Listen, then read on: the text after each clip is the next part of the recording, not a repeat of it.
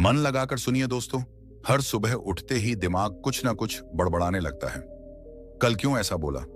आज अगर ये गलती हो गई तो? आगे क्या होगा? लोग क्या सोचेंगे? कहीं मैं पीछे तो नहीं छूट गया? ये आवाजें रुकती नहीं। ये सोचने की मशीन हर वक्त चालू रहती है, इतनी तेज कि हम खुद को सुनना ही भूल जाते हैं। और मजे की बात यह है कि हमें लगता है हम सोच रहे हैं, लेकिन सच्चाई ये है कि सोच हमें सोच रही होती है। कई बार ऐसा लगता है जैसे दिमाग एक मैदान है और उसमें एक के बाद एक विचार ऐसे दौड़ते हैं जैसे कोई रेस चल रही हो। कोई मंजिल नहीं, कोई दिशा नहीं, बस दौड़। अब सोचिए, कोई इंसान दिन भर सड़क पर दौड़ रहा हो, बिना रुके बिना सोचे। लोग उसे देखकर कहेंगे ये पागल है। तो फिर हमारे दिमाग के साथ यही क्यों हो रहा है? हम क्यों हर समय कुछ ना कुछ सोचते रहते हैं? सोचना बंद क्यों नहीं होता? क्या हम भी पागल हो रहे हैं धीरे धीरे, चुपचाप? आपने कभी गौर किया है, जब आप किसी गहरी परेशानी में होते हैं या कोई बड़ा डर दिमाग में होता है, तो आप खाने का स्वाद नहीं महसूस कर पाते, किसी से की गई बात याद नहीं रहती, सामने कोई बैठा हो तो भी आप अकेले होते हैं, क्योंकि आप अपने अंदर ही कहीं गुम हो जाते हैं, सोच के जंगल में। और यही है असली कैद, जिसमें हम खुद को कैद कर चुके हैं, बिना हथकड़ी, बिना सलाखों के। इस सोच की आवाज इतनी तेज होती है कि उसमें हम अपने दिल की आवाज ही नहीं सुन पाते। दिमाग इतना बोलता है कि दिल खामोश हो जाता है। इसीलिए लोग कहते हैं सोच सोच के मर गया, कुछ कर ही नहीं पाया। हम में से कई लोग अपनी जिंदगी सिर्फ अगर, मगर और शायद में गुजार देते हैं।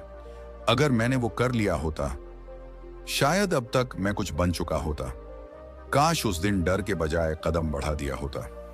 ये शब्द सुनने में छोटे लगते हैं, लेकिन इंसान की आत्मा को चुपचाप चबा जाते हैं। अब एक छोटा सा उदाहरण सोचिए। मान लीजिए आपके हाथ में एक गिलास है, उसमें थोड़ा पानी है और आपने उसे पकड़ रखा है। अब गिलास भारी नहीं है, आप उसे 1 मिनट तक आराम से पकड़ सकते हैं।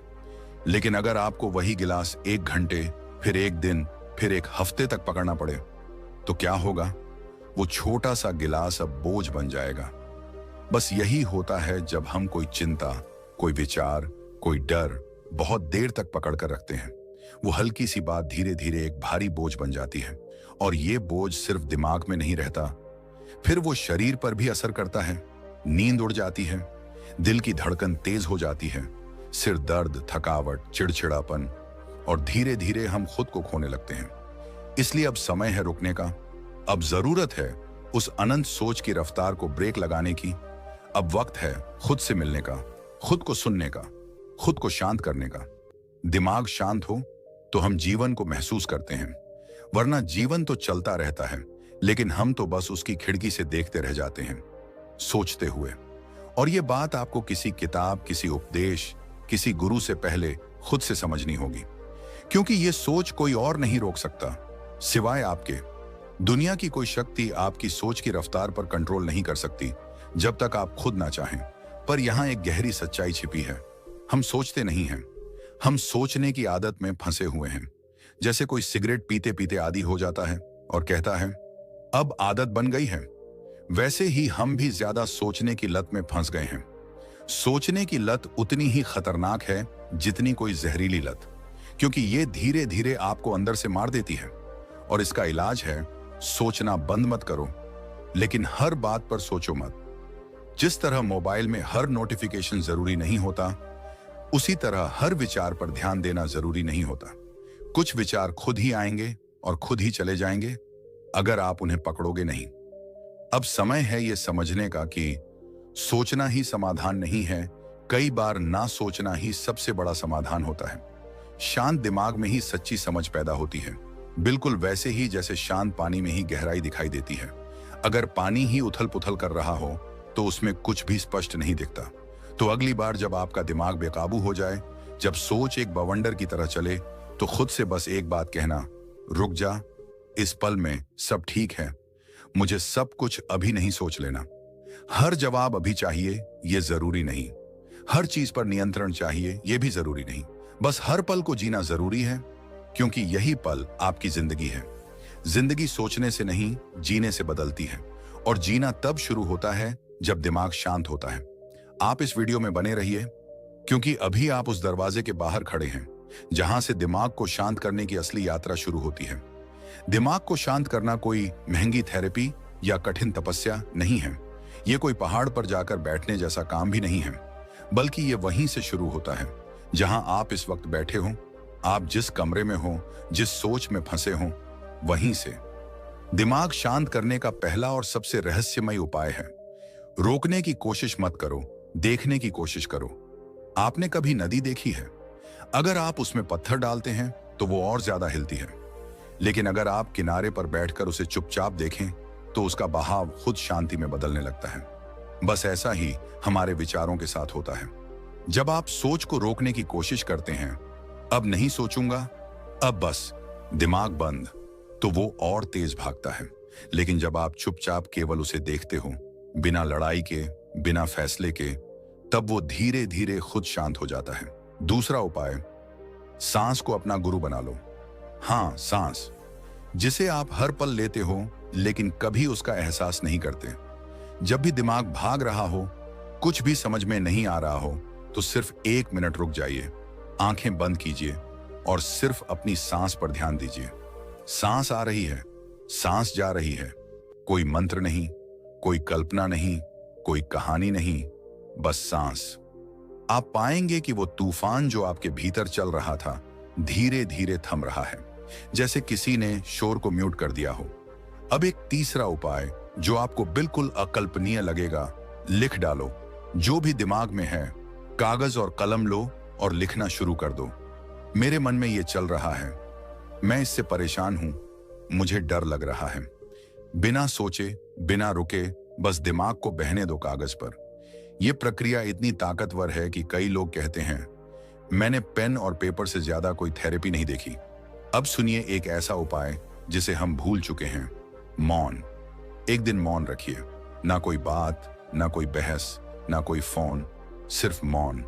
और अगर पूरा दिन नहीं कर सकते तो दिन में सिर्फ 1 घंटा, जिसमें आप किसी से बात नहीं करेंगे, कोई स्क्रीन नहीं देखेंगे, कोई संगीत नहीं सुनेंगे, सिर्फ आप और आपकी शांति।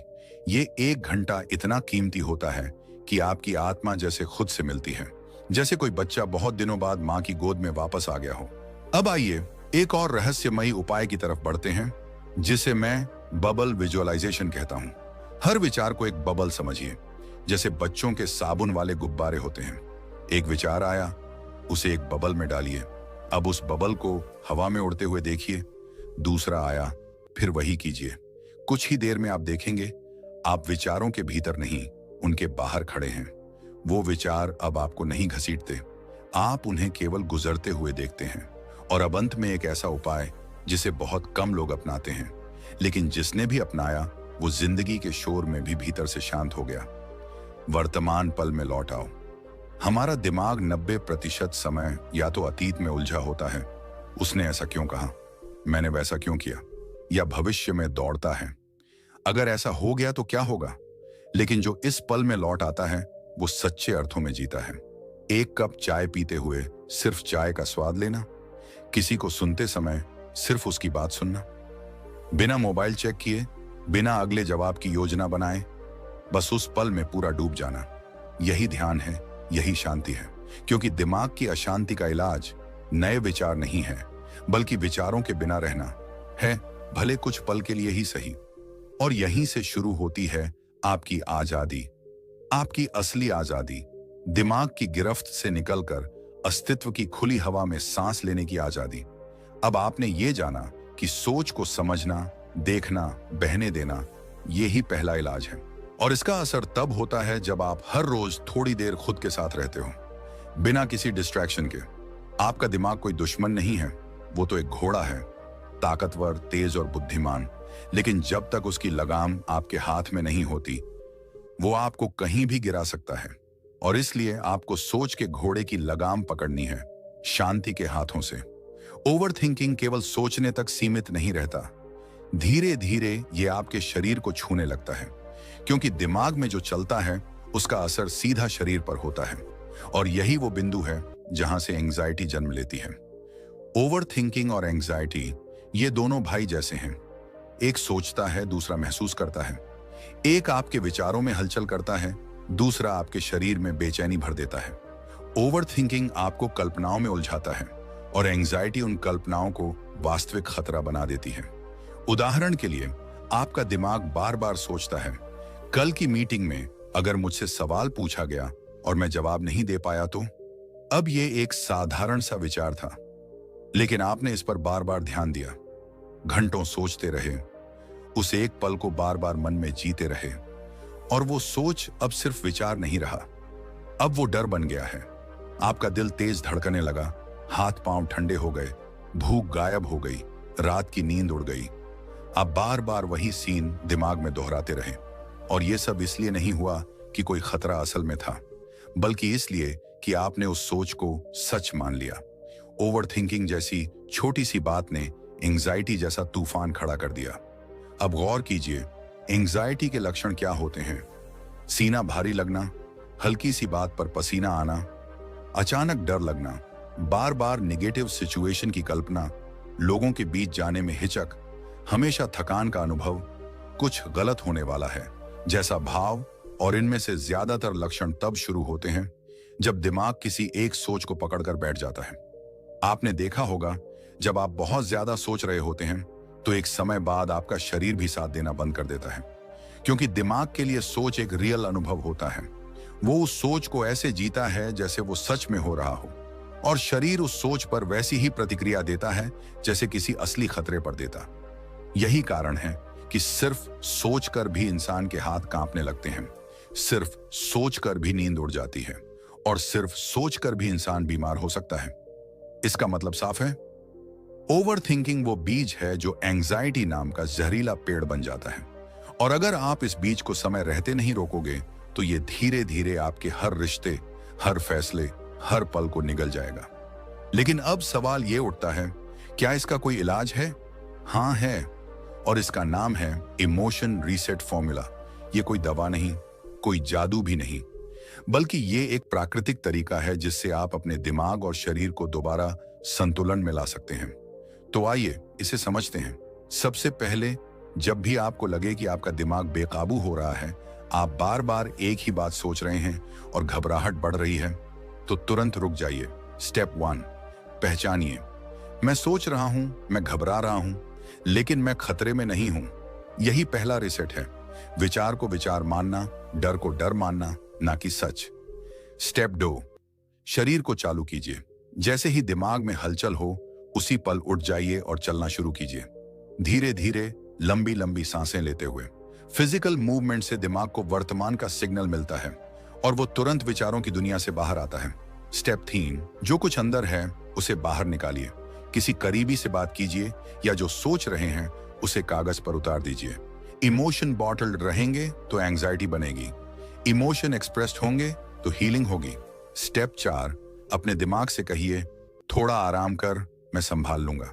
ये एक लाइन आपके शरीर में केमिकल रिलीज करती है, जैसे सेरोटोनिन और डोपामाइन, जो आपको इंस्टेंट कैलमस देते हैं, और धीरे धीरे ये अभ्यास आपकी आदत बन जाएगा। ओवर थिंकिंग और एनजीओ का कनेक्शन तब टूटेगा जब आप हर विचार पर विश्वास करना बंद कर देंगे, क्योंकि हर विचार सच नहीं होता, हर सोच जरूरी नहीं होती, और हर डर असली नहीं होता। एक दिन गौतम बुद्ध के पास उनका एक शिष्य आया, बहुत ही उलझा हुआ, बहुत बेचैन। उसका चेहरा चिंता से भरा हुआ था। वो बोला, भगवान, अगर आत्मा है तो कहाँ है? मरने के बाद क्या होता है? क्या कोई नया जन्म होता है, या सब यहीं खत्म हो जाता है? ब्रह्मांड का कोई अंत है या नहीं? क्या भगवान किसी रूप में है, कहीं नहीं है, या सब कुछ बस एक भ्रम है? वो लगातार प्रश्न पर प्रश्न पूछता गया। बुद्ध मुस्कुराते रहे और फिर बोले, मान लो किसी आदमी को तीर लग गया हो, विषबाण, और वो व्यक्ति कहे, मैं तब तक इलाज नहीं करवाऊंगा जब तक ये न जान लूं कि ये तीर किसने चलाया, वो किस जाति का था, उसका धर्म क्या था, उसने कौन सी दिशा से तीर चलाया, उसका मकसद क्या था, वो आदमी अभी जिंदा है या मर गया, उसके पास कितने और तीर हैं, और तीर किस लकड़ी का बना है, उसके पीछे लगा पंख किस पक्षी का है, जहर किस पौधे से बनाया गया है। तो बताओ, क्या वो आदमी बचेगा? शिष्य कुछ नहीं बोल सका। बुद्ध बोले, तुम्हारे सवाल ठीक हो सकते हैं, लेकिन जब तक तुम सोचते रहोगे कि तीर क्यों लगा, कैसे लगा, किसने चलाया, तब तक तीर तुम्हारे शरीर को मार देगा। वो झड़ धीरे धीरे तुम्हारे पूरे जीवन में फैल जाएगा। उसी तरह हम सबके दिमाग में भी ऐसे तीर लगे हैं, विचारों के तीर, डर के तीर, ओवर थिंकिंग और एंग्जाइटी के जड़ से भरे हुए।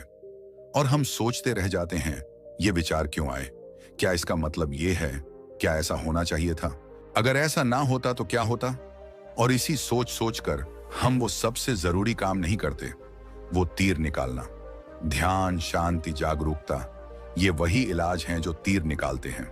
हमारे जीवन में भी रोज कई जहरीले विचार तीर की तरह घुसते हैं। किसी की बात, किसी का व्यवहार, कोई डर, कोई पछतावा, और हम उस सोच में फंसकर उसी जहर को भीतर पालते जाते हैं।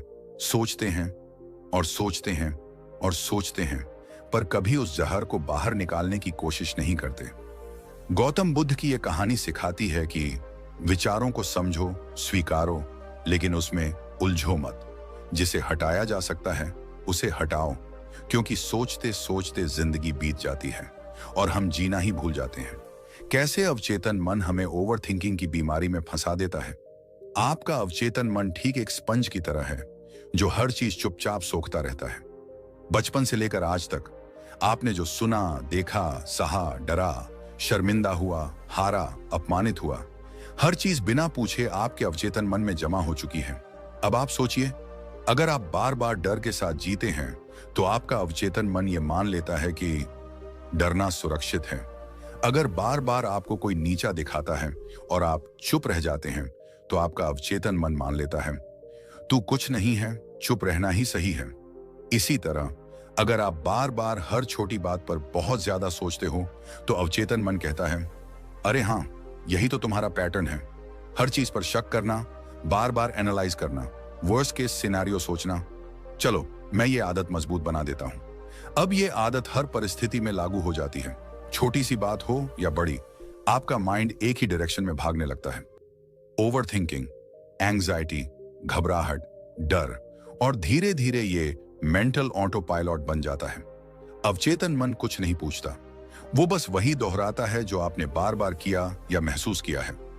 ओवर थिंकिंग एक विचार नहीं, ये अवचेतन में बैठा हुआ हर समय सतर्क रहने का फालतू अलार्म सिस्टम है जो लगातार बजता रहता है, चाहे खतरा हो या ना हो। तो क्या हम इस अवचेतन मन को बदल सकते हैं? हाँ, 100% बदल सकते हैं। अवचेतन मन ही हमारी जेल है और उसी के पास हमारी चाबी भी है। अवचेतन मन को दो ही चीजों से बदला जा सकता है। 1. रिपीटेशन, दोहराव। 2. इमोशन, भावना के साथ नया अनुभव। जैसे किसी कंप्यूटर का प्रोग्राम बदला जाता है, वैसे ही अवचेतन मन का पुराना ओवर थिंकिंग प्रोग्राम भी रीप्रोग्राम किया जा सकता है। अब जानिए कैसे अवचेतन मन हमें इस मुसीबत से निकाल सकता है। 1. Positive self talk. हर दिन, हर बार खुद से नया कहना। हर बार जब दिमाग ज्यादा सोचने लगे तो खुद से शांत शब्दों में कहिए, सब ठीक है, ये सिर्फ एक विचार है, मैं इसे सोच रहा हूं लेकिन ये सच नहीं है, मैं अभी इस पल में सुरक्षित हूं। जैसे जैसे आप ये बार बार कहेंगे वैसे वैसे अवचेतन मन नया विश्वास बनाएगा, और जब भरोसा बदलेगा तब प्रतिक्रिया भी बदलेगी। 2. विजुअलाइजेशन। हर दिन एक शांत तस्वीर देखना मन के अंदर। रोज 5 मिनट आंखें बंद करके एक दृश्य सोचिए जहां आप शांत हैं, हल्का महसूस कर रहे हैं, पूरी तरह नियंत्रित हैं। हो सकता है वो दृश्य कोई हरा मैदान हो या आप चाय की चुस्की लेते हुए मुस्कुरा रहे हों। इस विजुअल के साथ आने वाली पॉजिटिव इमोशन अवचेतन मन की पुरानी डर वाली प्रोग्रामिंग को धीरे धीरे रिप्लेस करती है। 3. एफर्मेशंस। हर दिन निर्देश देना। रोज सुबह उठते ही और सोने से पहले 5 बार ये वाक्य दोहराइए, मैं शांत हूं, मुझे हर चीज पर सोचने की जरूरत नहीं, हर पल की चिंता मुझे कुछ नहीं देती, मेरा मन अब मेरा दोस्त है। ये वाक्य नहीं है, ये नई प्रोग्रामिंग कमांड्स हैं। जैसे गाड़ी की स्टीयरिंग मोड़ते हैं वैसे ही आपका अवचेतन धीरे धीरे नई दिशा में मुड़ने लगेगा। 4. हिप्नागॉजिक टाइम का उपयोग। नींद से पहले 5 मिनट, रात में सोने से ठीक पहले। आपका मस्तिष्क एक हाइपर अभ्यास की स्थिति में होता है, इसे हिप्नागॉजिक स्टेट कहते हैं। इस समय आप जो भी सोचते हो वो सीधा अवचेतन में बैठ जाता है। इसलिए मोबाइल या चिंता नहीं, बल्कि उस समय ये सोचिए, मैं अब शांत हूं, सब कुछ ठीक है, मुझे किसी बात से डर नहीं है। कल बहुत अच्छा जाएगा। यही वो प्रोग्रामिंग है जो धीरे धीरे एंजाइटी और ओवरथिंकिंग को मिटा देगी। जब अवचेतन मन समझ जाता है कि अब कोई खतरा नहीं है, अब हर बात पर सोचने की जरूरत नहीं है, अब हम जीवित रहने के बजाय जीने के लिए तैयार हैं, तो वो खुद ब खुद ओवरथिंकिंग का टेप चलाना बंद कर देता है। वो चिंता का अलार्म बंद कर देता है। वो एक नई आजादी देना शुरू करता है। अवचेतन मन वो खेत है जहां आपने ओवरथिंकिंग और एंजाइटी के बीज बोए थे, लेकिन अब आप सचेत होकर उसमें शांति, भरोसे और संतुलन के नए बीज बो सकते हैं। और जब आप ये नए बीज हर रोज सींचते रहेंगे, तो धीरे धीरे आपका दिमाग वही करेगा जो आप चाहेंगे, न कि वही जो पुरानी आदतें चाहती थी। मनोविज्ञान क्या कहता है? ओवरथिंकिंग क्या है?